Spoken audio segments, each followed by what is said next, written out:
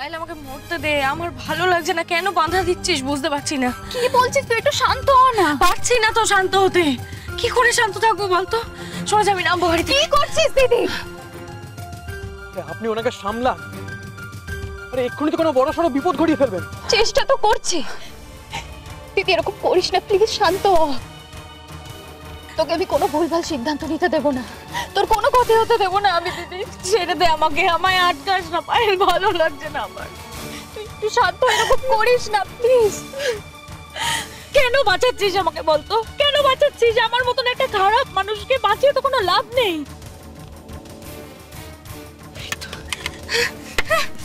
কি করছিস? আরে আরে কি করছেন? কি শান্ত হন, এসব কি করছেন? থামুন। কেন থামবো আমি?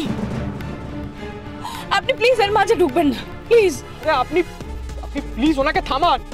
চেষ্টা তো করছি দিদি, এরকম করিস না, একটু আমাকে শান্ত হ, আটকাস না please। প্লিজ, আমায় আটকাস না। আমাকে মরে যেতে দে। ভালো লাগছে না, আমি এইভাবে বাঁচতে চাই না।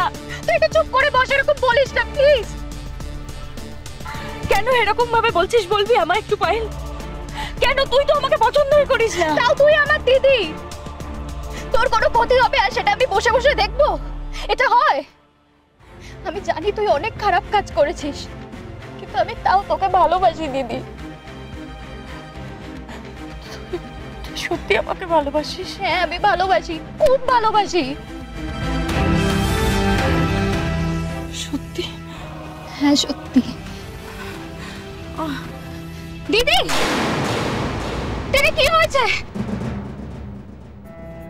ছোটবেলা দাদুর মুখে শুনেছি যে একটা মানুষকে ভালোবাসা, স্নেহ, মায়া, মমতা ভালো মানুষ করে তোলে। আমিও সেটা বিশ্বাস করি। তার সাথে আমি এটাও বিশ্বাস করি যে ঈশার মধ্যে ভালোবাসা থাকলেও স্নেহ, মায়া, মমতা এসব কিচ্ছু নেই। ঈশা ভালোবাসে, ঈশা শুধু টাকা ভালোবাসে আর নিজেকে ভালোবাসে, তাছাড়া কিছু না। তাই আমার মনে হয় না ঈশা কোনোদিন শুধরাবে।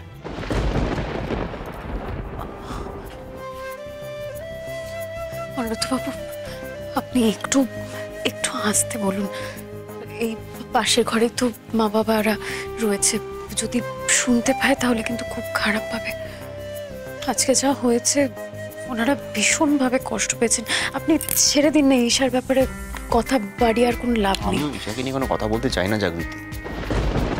বিয়ের পর থেকে ওই বাড়িতে এসে যা যা করেছে, তারপর অন্নতবাবু, আমি সবটাই মানছি, সবটা, কিন্তু ঈশাও তো ওনাদের সন্তান।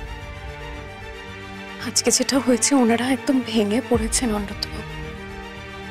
তাও ওনাদের সঙ্গে তোজো মিহি আছে বলে ওনারা কান্নাকাটি করছেন না।